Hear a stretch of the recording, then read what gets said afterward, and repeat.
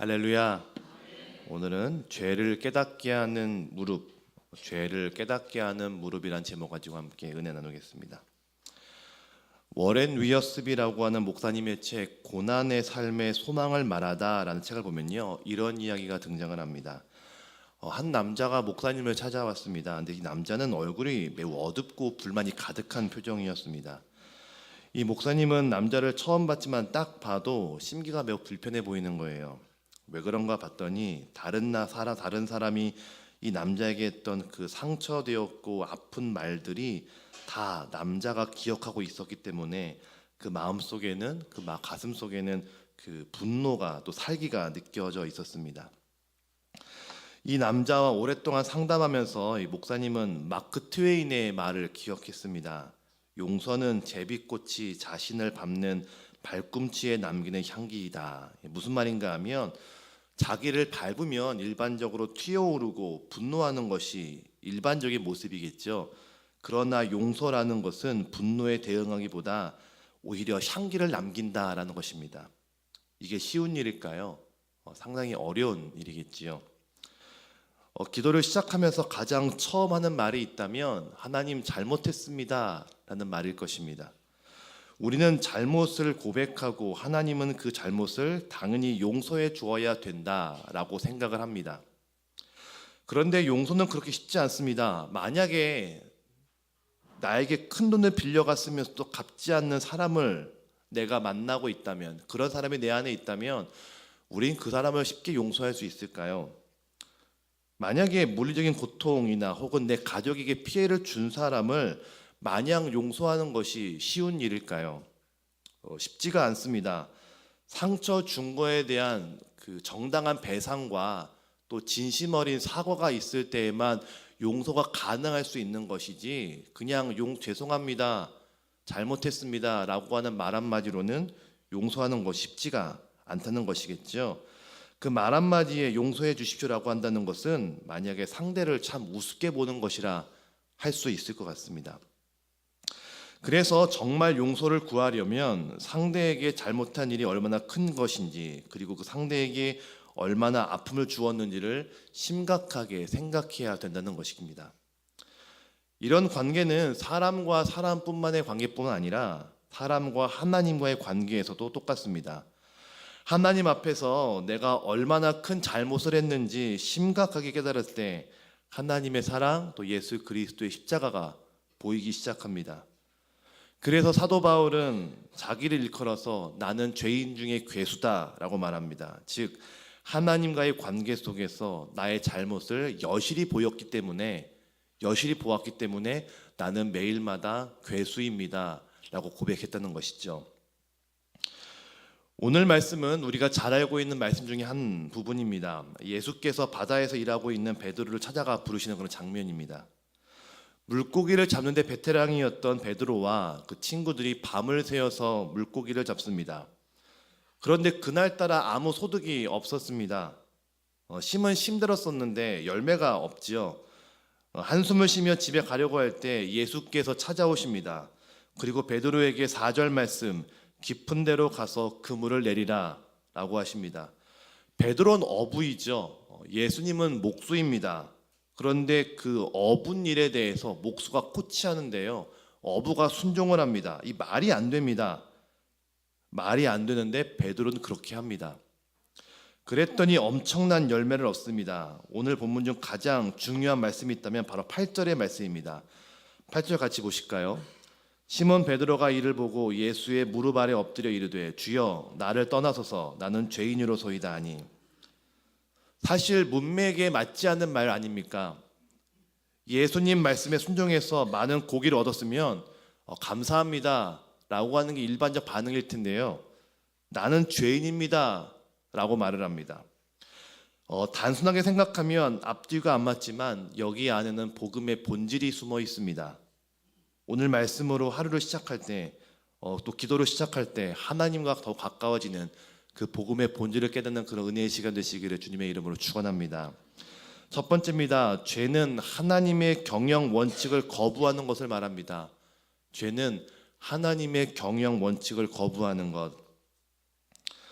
설교를 준비하면서 가장 눈여겨본 구절이 있는데요. 바로 1절입니다. 1절 말씀 이렇게 나옵니다. 무리가 몰려와서 하나님의 말씀을 들을새. 자, 무리가 하나님의 말씀을 듣기에 왔고 예수님은 하나님 말씀을 선포하십니다. 그 무리 속에 당연히 베드로가 있었겠지요. 근데 성경은 베드로란 이름보다는 시몬이란 말을 사용합니다. 이 시몬이란 말의 뜻은 듣다라는 말입니다. 이 누가복음의 저자는 의도적으로 베드로라는 이름을 처음부터 쓰지 않고 대신 시몬이란 말을 사용하고 있습니다.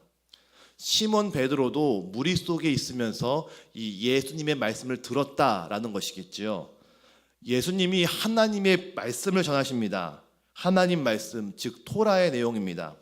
모세가 지은 모세 오경을 뜻합니다. 토라의 특징은 하나님의 통치, 이 땅을 향한 하나님의 계획을 말하고 있습니다. 그 계획에 의해서 선택된 백성이 바로 이스라엘 민족이고, 이것을 믿기에 현실에서는 애굽에, 바벨론에, 지금은 로마의 통치에 있지만 그럼에도 불구하고 내가 하나님과 영원히 통치하겠습니다라고 하는 그 언약을 믿었던 백성들이 바로 이 이스라엘 백성입니다. 그렇다면 이 하나님의 통치 원리의 핵심 원리는 뭘까요? 바로 하나님과 인간이 화평한 관계를 통해서 이 땅을 통치한다라는 것입니다. 하나님과 인간의 화평한 관계. 성부 하나님은 인간을 통해서 이 땅을 통치하기 원하셨고, 성자 하나님은 하나님의 통치를 이 땅에 실현시키기 위해서 이 땅에 오셨고, 성령 하나님은 다시 오실 하나님을 기다리며 이 땅의 통치를 위해 우리와 함께 계십니다. 하나님의 통치 원리는 인간과 함께 하나님의 의도대로 이 땅이 다스려지는 것을 의미합니다.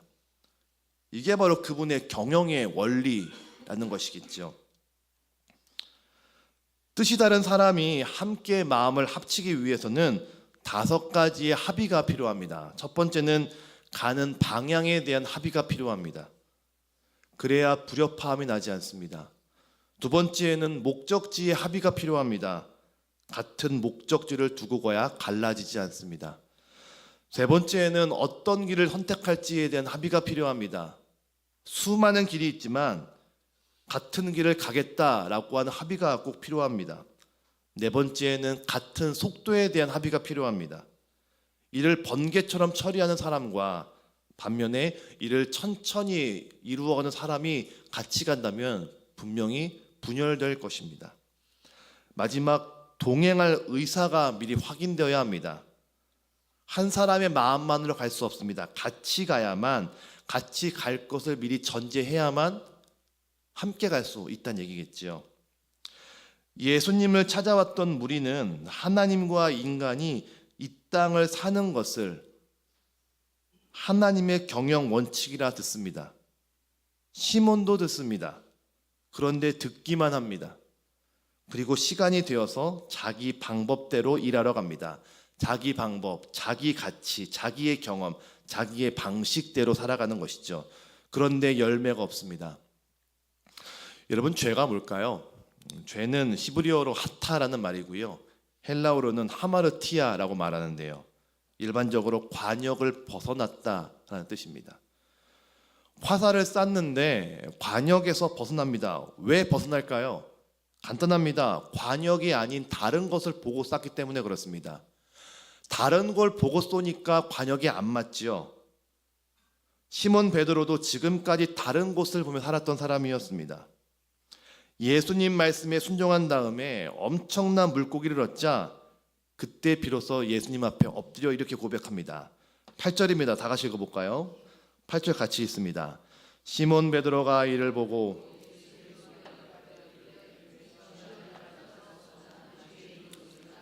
아멘. 이 말이 무슨 말인가 하면, 예수님, 제가요 지금까지요 다른 곳을 보며 살았습니다. 전 말뿐이었는데요 하나님의 경영 원칙을 제가 믿지 못했습니다. 이제는 주님, 제가 하나님과 같은 방향을, 같은 목적지를, 같은 길을, 같은 속도를, 같은 동행의 의지를 가지고 살겠습니다. 그런데 그게 잘 안 될 것 같으니까 그냥 나를 떠나주세요, 이 말입니다. 나를 떠나세요? 나를 죽이세요?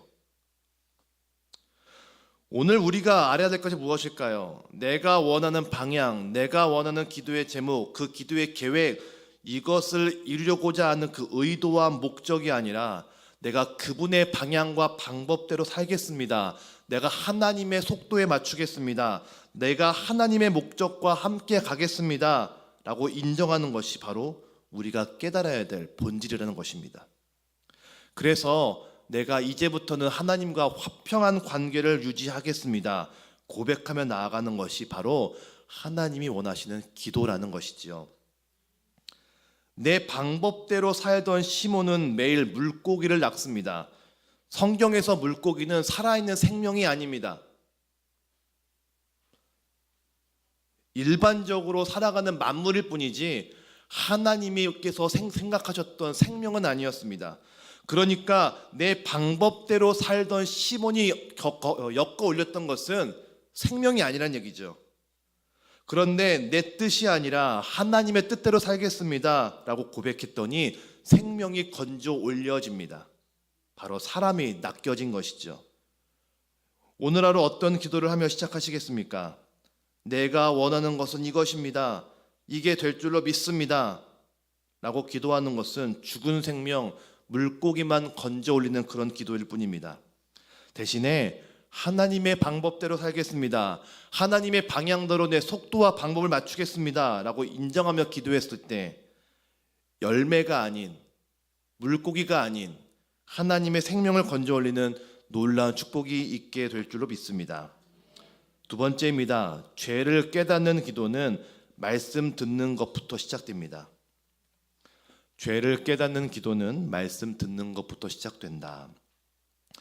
본문은 참 재밌는 내용을 소개합니다. 계속 시몬이라는 이름을 사용하다가요 8절부터 보니까 베드로라고 하는 말을 사용합니다. 시몬의 뜻은 듣다라고 말씀을 드렸죠. 근데 베드로의 뜻은 큰 돌, 반석 이런 말입니다. 듣기만 하던 사람이 이제 예수라고 하는 반석 위에 서게 된다라는 말일 것입니다. 그럼 정말 듣는 것은 무엇일까요? 무리교회 목회자였던 폴 레이더 목사님은 자주 이런 설교를 했습니다. 한 사람이 길을 가는데 어떤 소년이 담벼락에 얼굴에 대고 서 있었습니다. 그 아이는 폴짝폴짝 뛰면서 소리를 지릅니다.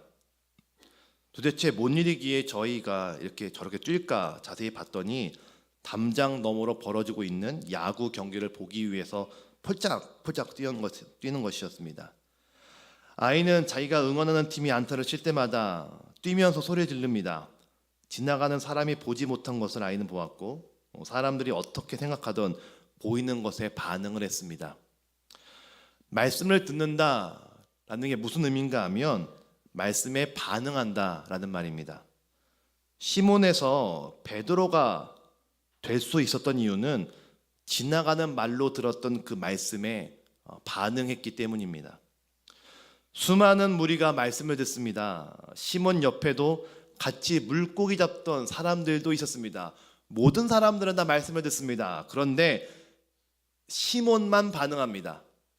그러니 시몬은 시몬이 아니라 베드로가 되는 것입니다. 우리는 말씀의 홍수 시대에 살아가고 있습니다. 24시간 기독교 TV를 보면요 계속 말씀이 쏟아집니다. 어플을 보니까요 내가 좋아하는 목사님의 설교를 취사 선택할 수 있습니다. 요즘은 유튜브에 위로되는 설교 하면 딱 나오고요 축복 설교 쫙 나오고요 내가 설교를 골라 들을 수도 있습니다. 설교가 참 많은데요 요즘은 심지어 설교 밑에 자막까지 친절하게 달아주는데 왜 세상은 안 변할까요? 말씀만 듣는 시몬이 있기 때문입니다. 시몬은 너무나 많은데 베드로가 없습니다. 도저 목사님의 책 세상과 충돌하라를 보면요 현재 교회의 문제는 그리스도의 진리를 강조하지만 그리스도인의 생활을 강조하지 않는다라고 말합니다. 그러면서 그리스도인의 생활이 바뀌려면 어떻게 해야 됩니까? 라고 하는 질문에 하나님이 주신 성경을 깊게 묵상해야 된다라고 하는 의외의 답을 합니다. 말씀을 그냥 읽기보다는 마음으로 읽었을 때 내 안에 갈망이 발견된다라는 것입니다. 우리가 말씀을 다 읽었습니다. 또 말씀을 듣고 있죠. 말씀은 눈으로 읽는 것이 아니라 마음으로 읽으셔야 됩니다. 말씀은 귀로 듣기보다는 가슴에 새기며 들으셔야 됩니다. 이게 듣는 것입니다. 오늘 말씀을 듣고 어떤 감동과 어떤 감격이 있으셨습니까? 그 말씀을 듣고 생각하고 되뇌이시고 가슴에 새길 때 그 말씀으로부터 하나님의 역사가 일어나게 될 줄로 믿습니다. 마지막 세 번째입니다. 하나님 중심의 기도로 죄를 이기는 기도를 드려야 합니다. 하나님 중심의 기도로 죄를 이기는 기도를 드려야 합니다. 하나님의 통치 원리를 깨달은 베드로였지만 사람은 쉽게 안 바뀌는 것 같습니다. 어부가 직업이었던 이 베드로는요, 물고기를 많이 잡으면 잡을수록 인정받은 사람이었습니다. 물고기는 곧 돈이죠. 돈을 많이 벌면 베드로도 가장이었기에 아이들 교육도 시키고 맛있는 것도 먹이고 또 집도 이사가고 했을 겁니다. 즉 내가 잘 되는 것이, 내가 복 받는 것이, 남들이 부러워할 만한 위치에 올라가는 것이 내 삶의 목적이었습니다. 그런데요, 하나님의 통치 원리를 쫓아간다는 것은 다른 것입니다. 부자가 되지 말라라는 것이 아니라 목적이 다른 인생을 살기 시작했다라는 것입니다. 하나님의 목적에, 하나님의 방법에, 하나님의 속도에, 하나님의 방향에 내가 맞추겠습니다 라면서 예수를 쫓아가는 것을 의미했습니다. 그런데 사람은 참 안 바뀝니다. 그렇게 고백하며 따라갔던 이 베드로였지만 예수님 옆에서 더 인정받는 것을 원했고 더 높은 자리를 얻기 위해서 혈안이 되어 있었습니다. 그렇다면 여러분, 이 베드로가 언제 바뀔까요? 바로 부활하신 예수를 만날 때 바뀝니다. 예수님 3번 물어보시죠. 네가 나를 사랑하느냐? 네가 나를 사랑하느냐? 네가 나를 사랑하느냐? 이 3번의 질문을 받고 베드로는 자기를 되돌아보기 시작을 합니다. 그러면서 이제 하나님의 목적에 맞춰 살겠습니다 라고 스스로 인정하죠. 이때 비로소 베드로는 변화를 경험합니다. 우리의 기도도 그렇습니다. 내가 잘못 살았습니다. 내가 이런 죄를 지었으니까 용서해 주세요 라고 기도하는 것은 내가 정한 선과 악, 내가 정한 정의, 내 기준에 맞춰진 기도인 것이죠. 존 오웬 목사님은 자기 중심적 기도가 아니라 하나님 중심의 기도로 죄를 고백해야 된다고 가르쳤습니다. 무슨 말이냐면 죄를 면제해 주셨던 예수님을 내가 이렇게 홀대해야 되겠습니까? 주님, 나를 정말 사랑해 주시는 그 하나님을 왜 나는 믿지 못할까요? 주님은 나를 목숨 바쳐 사랑해 주셨고 용서해 주셨는데 나는 왜 저런 사람 하나 용서하지 못할까요? 그 기도 문장 하나하나마다 다 하나님의 마음에 하나님 중심으로 모든 기도를 풀어가야 된다라고 가르쳐 주었습니다. 죄를 이기는 건 내 열심과 열정이 아니라 죄 자체를 미워하게 만드는 복음의 진리입니다.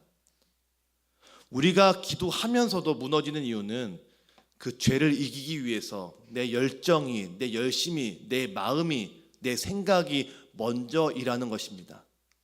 대신 기도 구절 하나하나마다 하나님이라면 하나님은 이렇게 하셨는데, 하나님은 이렇게 풀어가셨는데, 하나님은 나에게 이런 감동을 주셨는데 나는 왜 그럴까? 라고 기도하는 것이 바로 하나님 중심의 기도라는 것이죠. 그 기도 속에서 복음을 주장할 때 내 옛 자아는 부서지고 예수와 함께 살아내는 기쁨을 누릴 수 있게 된다는 것입니다. 시몬은 베드로가 되었지만 사도 베드로는 예수님이 부활하고 난 뒤에 만들어집니다. 예수가 죽고 예수가 살아난 부활을 경험했기 때문입니다.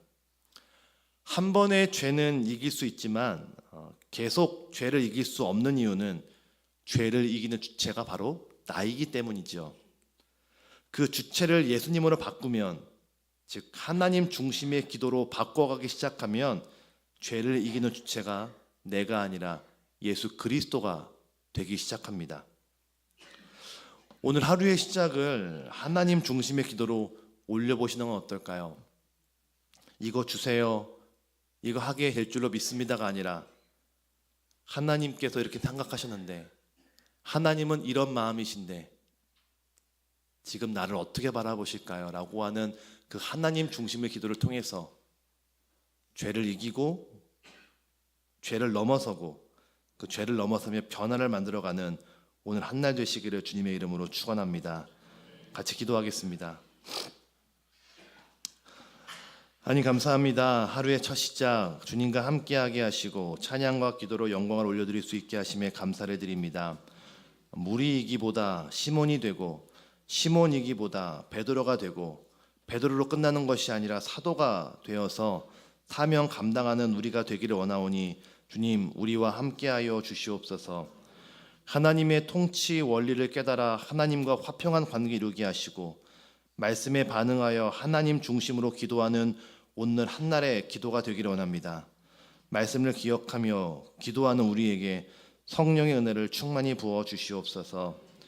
가지고 나온 예물이 있습니다. 축복하여 주시고 기도할 때마다 하늘의 문을 활짝 열어주시사 은혜의 담배를 내려주시고 우리의 마른 땅에 드러나 우리의 부끄러움과 죄된 것이 드러나게 하시고 오히려 그 십자가를 통하여서 주님 나는 죄인입니다, 나를 떠나서도 고백할 때 하나님의 은혜가 강같이 내려져 열매를 맺고 생명을 품는 거룩의 사람들 되어갈 수 있도록 주님 함께하여 주시옵소서. 감사드리고 예수님의 이름으로 기도드립니다. 아멘.